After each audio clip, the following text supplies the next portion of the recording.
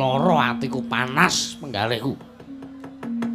Sareng kula midhanget ngendikane Nata Ndarawati sing jare titis Sangjang Bathara Wisnu. Petro, kowe ora malengkere. Anu niki gatela. Ora malengkere. Ngarepe Yayi Kresna ora malengkere. Mboten. Nuwun sewu, kula kok panas ati kula sinuwun. Ngendikane jenengan awale can wis sajak arep nyingkirke karo bapak. Lho, dereng ngantos pura anggen kula kaliyan Paduka raosan bab Kakang Semar Badranaya teka menika atmajanipun sowan. Wah, kok tenan sing ndelok iki ya bajana iki ya. Inggih, Yayi. Menika mboten pangeling Petruk kaliyan Bagong ingkang sowan wonten mriki. Wah, bajigur. Wah, semene isine wong tok. Nganti ora kena dipiyak. Mergo do topenan kabeh. Gong. Menengo sik. Ora, Tuk. Aku mung gumun ya, Tuk. Gumun piye? Wah, jan. Ora kaya adat sabene. Lah adat sabene lha aku ya padha wae ngono wae. Wes sembuh. Tur nuwun sewu iki mbuh nyandang nganggo iki mbuh sing bener. Maksude to? Ya liyane iki nganggo jas, liyane nganggo jaket, pecisan kok kowe kaya ngono kuwi apa to bledheke ngono kuwi. Terus semiran terus nganggo iket ngono kuwi. Wah, iki style saka daerah nggonku kene. Wo. Iki wah aku ki ngenalke pakaian lurik iki, Tru. Wo. Saka Yoja iki khase, Tru. Iya. Tenan kowe. Iya.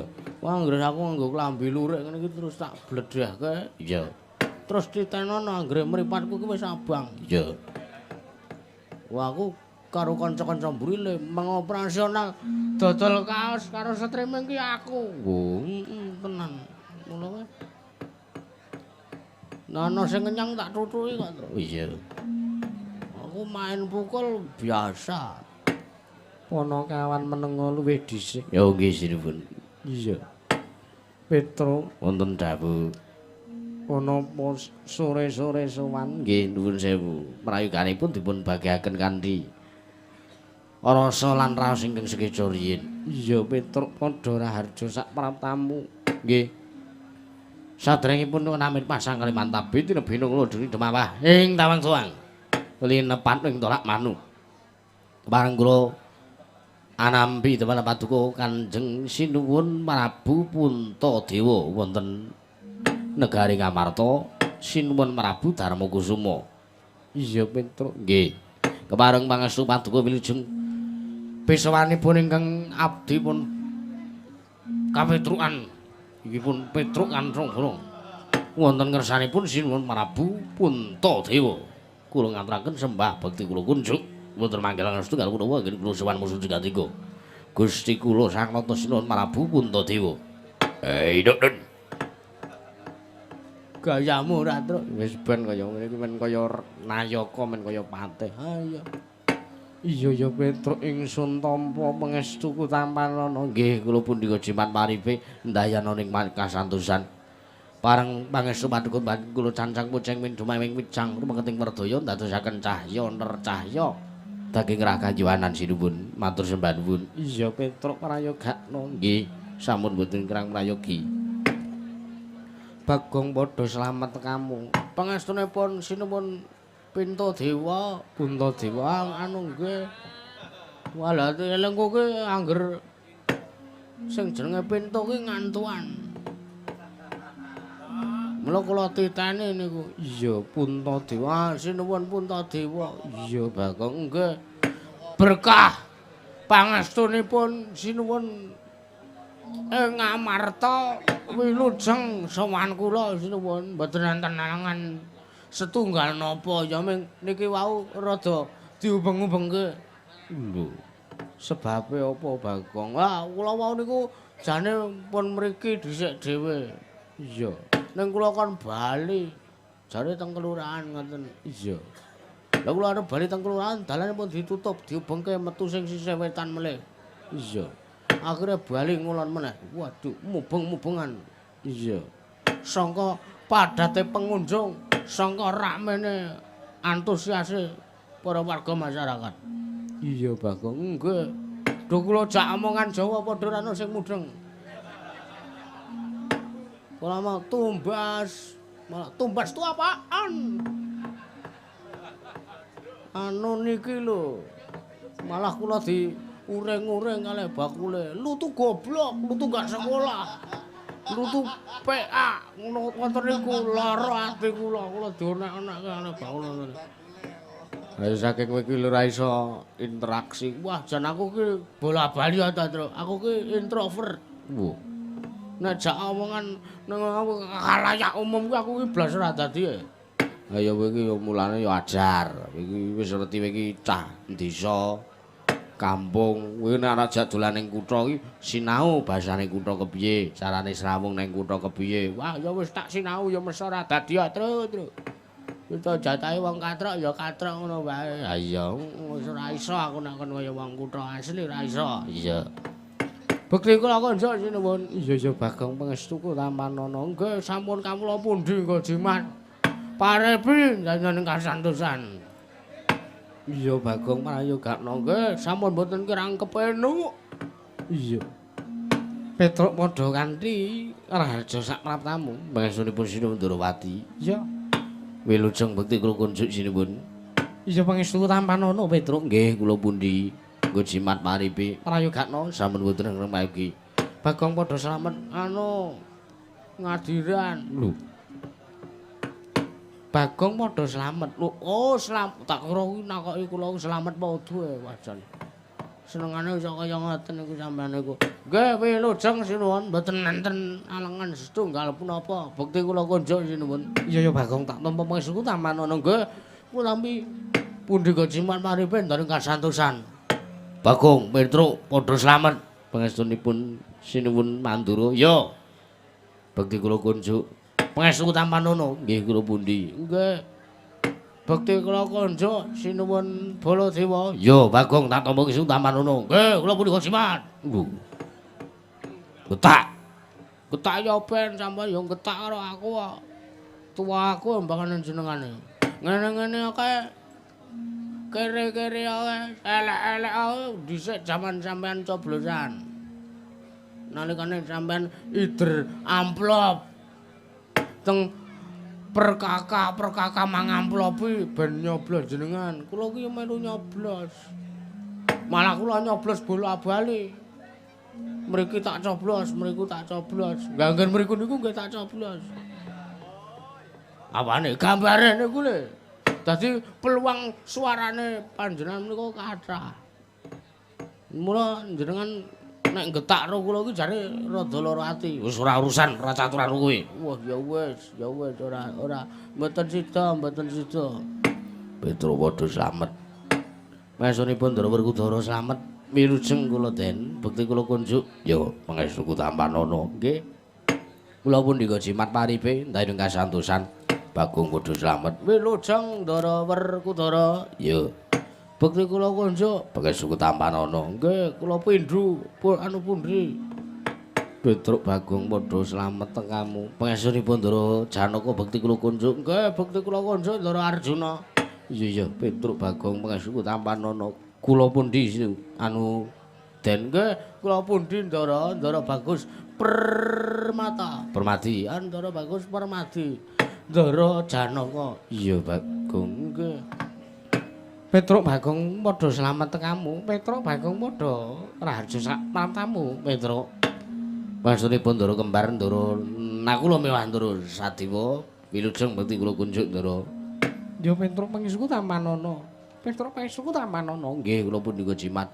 Wilujeng berkahe Ndara kembar. Iya, kembar ngiwonengen. Lambemu kok. Wah, nek kembar ki yo ngiwonengen. Iso ngarep mburi kok. Wah, ya mbok dicek dhewe coba nek kembar yo ngiwonengen.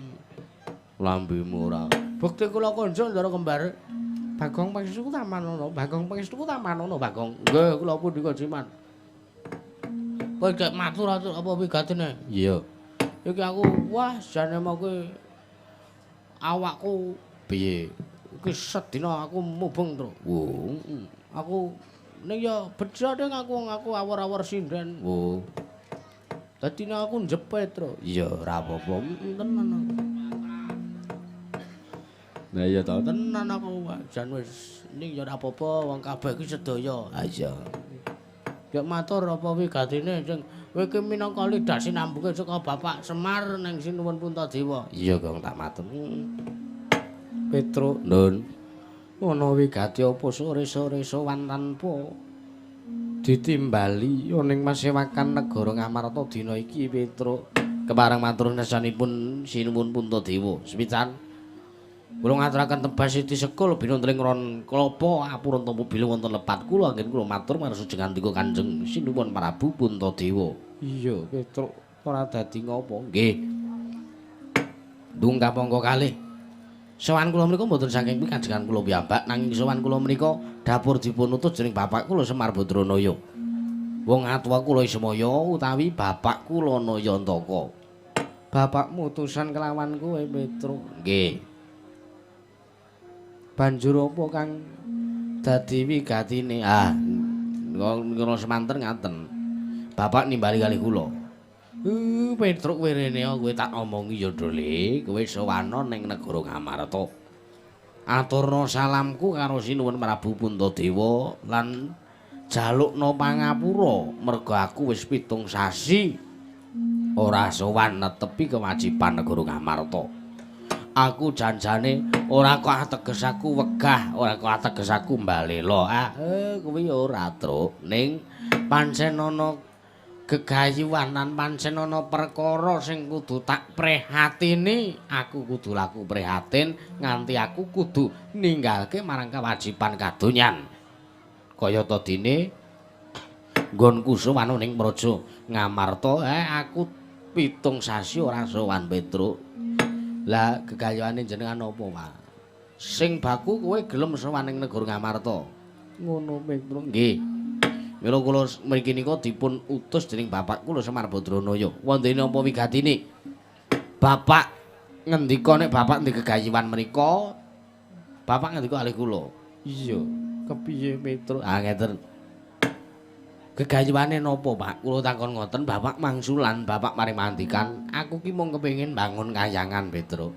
Bangun kayangan iku ora kok wujude papan sing magrong-magrong, papan sing gumerlap, mawa cahya sinesetya ngsedar pating celorot pating sumebyar kuwi babar pisan ora aku ora arep mbangun kayangan sing jeneng kayangan ki wujuding tempat-tempat wisata kuwi ora Petruk aku ora arep mbangun kafe aku ora arep mbangun tempat karaoke aku ora arep mbangun papan aku ora arep mbangun gedung aku ora arep mbangun omah ning sing tak maksud bangun kayangan ki ya Petruk ngerti ya iki sing tak maksud nggonku kepengin bangun kayangan ki mujudke papan sing ayem tata titilan tentrem kebak kaendahan kebak kabungan kebak kesenengan ora ana wong sing padha regejekan anane mung masiramatan daya dinayan ngayomi siji lan sijine manunggal tetunggalan bandul ngrompol guyub rukun gugur gunung dadi siji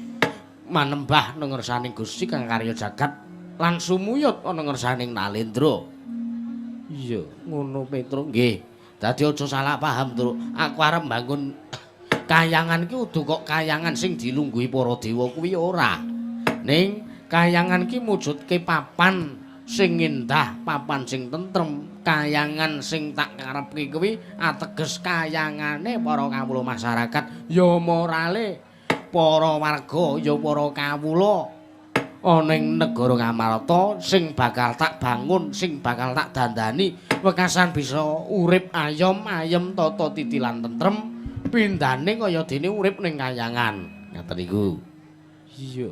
Lah mila kula nyuwunaken pangapunten awit bapak kula Semar Badranaya 7 sasi Sabta Candra dikanggan sak menika mboten sowan wonten ngersanipun Sinuwun Puntadewa kula nyuwun pangapunten nggih sinuwun. Iya Petruk ora dadi ngomong nggih. Jalaran pancen bapakmu ya uga duweni kewajiban sing pancen kudu dilakoni nggih. Ning senes niku mboten namung niku ingkang badhe kula aturke. Iya. Cerita ngendikane bapak sing nglaturke niki mau tesih enten sambunge, tesih enten terusane. Ngono Petro nggih. Bapak ngendika kalih kula. Tru nggonku kepengin bangun kayangan iki mau iki ana sambung rapete karo para Pandhawa. Jernyatane para Pandhawa iki minangka pengayoming kawula sak praja negara Ngamarta, para Pandhawa kuwi sing minangka pemimpin utawa para Pandhawa kuwi sing tansah ngayomi sing tansah njejeke marang adeging karaton negara Ngamarta. Mula Truk kahanan negara Ngamarta sing tak sawang kok koyoke wis ketaman pagebluk, kok koyoke wis lali karo panguwasaning Dat Kamarwing Dat iki mau kepengin tak dandani supayane padha isa manembah mapan manunggal tetunggalan dadi siji manembah ngersaning Gusti kang karya jagat wekasan sinuwun Puntadewa ora lali karo kawulane. Ngono Petro nggih. Ning enten setunggal perkawis sing dadi grundelaning manahe bapak. Apa Petro? Niki siji. Syarat srana sing bakal ndadekke srana rancaking bapak nggihipun bangun kayangan. Apa? Ya nggih menika mboten sane kejawi amung bapak ngujubaken donga mawi pusaka negaring Amarta inggih minastan pustaka Jamus Myang Jimat Kelima Sada.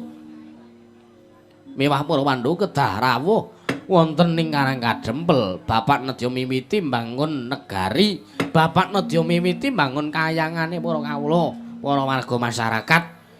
Dipun wiwiti saking Karang Pradisan, dipun wiwiti saking Karang Padusunan, teges le miwiti saka perkara cilik. Mengko saya gedhe mundhake bakal nuwuhaken katentreman wonten madaning Kutagara. Mila malih-malih menapa sinuwun, sowan kula menika namung badhe amboyongi tuwin nedya nyuwun ngampil wujuding pustaka Jamus Myang Jimat Kelima Sada. Amboyongi rawuh jeng andika sinuwun Prabu Puntadewa sak kadang Pandhawa rawuh wonten negari utawi wonten padukan ing Karang Kadempel sinuwun. Anu nuwun sewu ingkang majeng. Ya Petro nggih. Enten apa sinuwun? Tru nun. Paripeksa sing aku kudu sing maringi wangsulan karo kowe. Oh nggih. Babakan bapakmu nggone kepengin bangun kayangan. Oh nggih, kepripun sinuwun? Petro wonten dawuh. Yektine aku ngluputke marang makartine bapakku. Lho, luput sebabe. Bapakmu kuwi ngatasé derajating kawula, derajating Manakawan, monggo bapakmu kuwi derajating Aceplik, bapakmu kuwi mumung batur. Nggih. Teko kepengin bangun kayangan lho sing dienggo ragat bapakmu kuwi apa? Bapakmu kuwi kawula cilik ana sambung rapete karo para Jawata sing mapan ning kayangan. Lah kok bapakmu ragah-ragah arep bangun kahanan ning kayangan kuwi salah kaprah tumindahe bapakmu. Lho nuwun sewu. Sik. Kula wau matur kowe lho sinuwun. Kula mau matur kathah bilih bapak anggenipun kepengin bangun kayangan menika senes kok kayangan papane para Jawata menika babar pisan senes.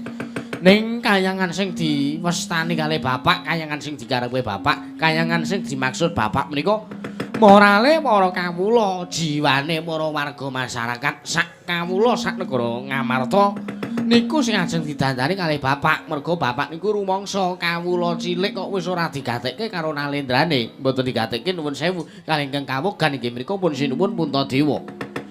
Ning bapakmu nyalai pernatan hukuming alam. Lho, kok nyalai pernatan hukuming alam? Siji, bapakmu derajating Manakawan. Nggih. Angka loro, bapakmu ragah-ragah kepengin bangun kayangan. Mongko kayangan kuwi papane para Jawata. Kawula cilik kaya bapakmu ora pantes yen to bakal mbangun kayangan. Aja meneh kok mbangun kayangan. Bapakmu munggah kayangan wae mesti wae ora bakal dimenangke dening para Jawata. Mula kowe baliya, kowe ora usah dadak. Kowe ora usah dadak neka-neka arep nyuwun ngampil wujuding pustaka Jamus Myang Jimat Kelima Sada. Merga Petruk mangertiya. Ngertiya sadurunge kowe sowan ning Praja Ngamarta sing tak rembug karo Yayi Prabu Puntadewa iki mung babakan bapakmu sing 7 sasi ora sira ning negara Ngamarta. Lah bareng kowe matur bapakmu duwe gegayuhan kepengin bangun kayangan, ateges bapakmu bakal ngembari marang panguwasaning para dewa. Mula nata Ndarawati babar pisan ora nrimakake. Aku ora nrimakake. Kowe bali kok. Kowe bali ora sandadak nyuwun ngampil wujuding pustaka Jamus Klimasada bapakmu. Bapakmu mung arep mbangun utawa bapakmu mung ngurusi marang karepane dhewe teka nglirwake kewajiban kaprajan nganti negara Ngamarta kedaman pagebluk Petruk. Oh. Nuwun sewu. Kula kok mletik ati kula kok lara atiku panas penggalihku. Sareng kula midhanget ngendikane Nata Ndarawati sing jare titis Sang Hyang Bathara Wisnu. Petruk, ora malengkere. Anu niki gatel. Ora malengkere. Ngarepe Yayi Kresna ora malengkere. Mboten. Nuwun sewu, kula kok panas ati kula sinuwun. Ngendikane jenengan awale can wis sajak arep nyingkirke karo bapak. Lho, nyingkirke karo bapakmu kepiye? Nuwun sewu. Bapak niku kula ngakoni bapak derajating Ponokawan, bapak derajating Ngaceplik, bapak niku ming batur. Ning kula mun matur bola-bali, kayangan sing dimaksud bapak niku senes kok kayangan papane para Jawata niku mboten. Ning kayangan sing dimaksud bapak niku jiwa lan moralipun para kawula sak negari Ngamarta. Lho, bapakmu nggunakake tembung bangun kayangan. Mimengko ora tan murunga bakal dadake sarana gara-garane kayiwangan. Pekasan bapakmu padha karone wis kembari marang pangwasaning para dewa. Nuwun sewu. Dewa. Kok rumangsa dikembari pangwasane niku napa bapak niku rumangsa duweni perkara karo para dewa? Lho, lire piye? Nuwun sewu tata dipun titi priksa. Anggenipun bapak mbangun kayangan iki niku sing ajeng dibangun morale para warga masyarakat, morale para kawula, ora kok kayangan papane para dewa niku mboten. Niku nuwun sewu mumpung kula tesih sabar lho niki. Niki mumpung kula tesih sabar, tesih isih sabar kula tesih, kula mung lungguh, kula mung ngadeg. Niki kula mung ngelikke kalih panjenengan. Kula nuwun sewu, kula matur sae-sae, bapak kepengin bangun kayangan, kayangan sing diwestani bapak, sing dimaksud kalih bapak jiwane para kawula. Senes kok mampane para dewa niku mboten menawi jengandika nglepatke tembunge bapak arep mbangun morale para warga nganggo tembung bangun kayangan niku diluputke mboten masalah. Merga alasan lan sebabe bapak kepengin bangun kayangan niku bapak ngerti, bapak ngrasake kahanan ayeme urip teng kayangan. Mula bapak mencerminkan jeneng kayangan kuwi dadi mujudke papan sing ayem tata titi lan tentrem, ora ana regejekan. Pekasan kalih bapak dituwangke teng jiwane morale para kawula sak negari Ngamarta. Ora kok bapak kepengin mbangun mapane para dewa kayangan Suralaya niku mboten sinuwun. Iku babar pisan mboten. Niki kula nuwun sewu gandeng niki teng mriki kathah lenggah priagung kula kepeksane mboten saged nesu. Kula mboten saged nesu arepa kula lara ati, arepa kula rada mletik ati kula. Kok ngrungokke bapakmu ki ngembari panguwasaning dewa. Lho nuwun sewu, bapak niku ya dewa kok. Bapak kula niku ya dewa, padhake bapak niku Sang Hyang Ismaya. Lho nuwun sewu paduka mboten sah. Neka-neka arep murungke gayuhane bapak. Truk, nun. Kowe tak omongi ra ngeyel. Pripun sinuwun? Bapakmu rasa dadak bangun kayangan. Bapakmu ming kawula cilik, bapakmu wong elek nyolok mripat. Arep bangun kayangan sing ragat bapakmu apa? Lho nuwun sewu, lah wis cetha ngono kok ragate siji Pustaka Jamus Hyang Jimat Klimasada, angka 2 Pandhawa rawuh teng negara utawa teng padukuhan Karang Kadempel. Niku syarate niku. Lah tur nuwun sewu panjenengan niku sanes Nalendra Ngamarta merga sing kagungan Pustaka Jamus Hyang Jimat Klimasada menika namung para Pandhawa ateges sinuwun Prabu Puntadewa. Nuwun sewu. Nadan sekeranjang koplak pangendikane Nata Ndarawati nanging mboten badhe kula agem. Ning arep mung sak kelimah pangendikane Nata Ngamarta sinuwun Prabu Puntadewa badhe kula agem, badhe kula pidhangetaken, badhe kula gugus sinuwun. Petra, nun. Waduh sing gedhe pangapuramu ya Petra, mboten napa-napa. Aku njaluk ngapura. Nggih, sebabe merga aku wis wani ngarani bapakmu. Duweni niat lan gegayuhan sing ora-ora nggih mboten napa-napa. Wong urip niku wajar kadang enten dhuwur, kadang enten ngisor. Aku pilihan yang dhuwur kok, Tru. Ah iya. Nang ngisor wae, Deng, nang dhuwur kesel. Oh iya. Nang ngisor wae, mung kari meneng wae sing obah sing dhuwur kok, Tru. Iya. Lambemu ora kok wae tenan kowe, Tru. Nggih mboten napa-napa sinuwun, malah kula sing nyuwun ngapunten kula kok sajak malah krek ngadrek ora dadi kapa Petro. Ning mangerti ya pripun? Bapakmu arep mbangun kayangan kuwi sayektene wis dipangerteni dening para Pandhawa lan wis dingerteni dening Nata Ndrawati. Nggih kersanipun. Lan iki mamaku sak pirembagan karo Yayi Prabu Darmakusuma, aku sak pirembagan karo Yayi Prabu Puntadewa. Yen to Kakang Semar nggone bakal bangun kayangan mesti bakal nggunakake syarat srana ya kuwi pustaka James Miyang Jiman Kelima Sada. Nggih, keparengipun. Petro wonten dawuh. Kowe nunggu ana ing sak njabaring pasewakan utawa kedaton negara Ngamarta. Nggih, keparengipun. Entenono mengko sak bubaring pasewakan ya panjenengan ingsun dhewe ngaturke saka Yayi Prabu Puntadewa ngaturke wujuding pustaka James Miyang Jimat Kelima Sada nggone srana bapakmu bangun kayangan Petro. Berarti niki diparingke niki. Iya, tak maringke. Lho, nuwun sewu. Andek puno kok mau dadak nganggo jenengan ngelek-elek bapak kula. Merga yen to ora nganti srana ora nganggo srana kang kaya mangkono, bab kowe ora bisa mikir. Oh nggih, ngestaken dawuh. Ning estu to sinuwun. Iya. Napa niki sampun wonten persetujuan saking Sinun Puntadewa? Wis ana Petro. Oh nggih. Gong, nek ora wae dhewe ngenteni ning tampel wates negara Ngamarta wae. Ngenteni apa? BLT apa? Du. Sinuwun Ndrawati sing bakal maringke wujuding pustaka James Miyang Jimat Kelima Sada. Kuwi tenan apa kuwi? Tenan. Gek kowe ya percaya? Percaya. Wah. Kudu dirembuk iki, Tru. Lanjur piye? Ya wis aku lagi mengrembukane. Oh iya. Oh nggih, sinuwun ngestake dawuh. Nek ngaten kula karo Petro nyuwun pamit. Nek ngaten kula kalih Bagong nyuwun pamit, kula tenggo teng sak njabaning kedaton negari Ngamarta. Mugi-mugi sak mangke paduka saged paring katrangaken gumathok babagan syarat srana anggenipun bapak nedya nglamahi bangun kayangan sinuwun. Ya Petro sing ati-ati aja kaya bocah cilik Petro.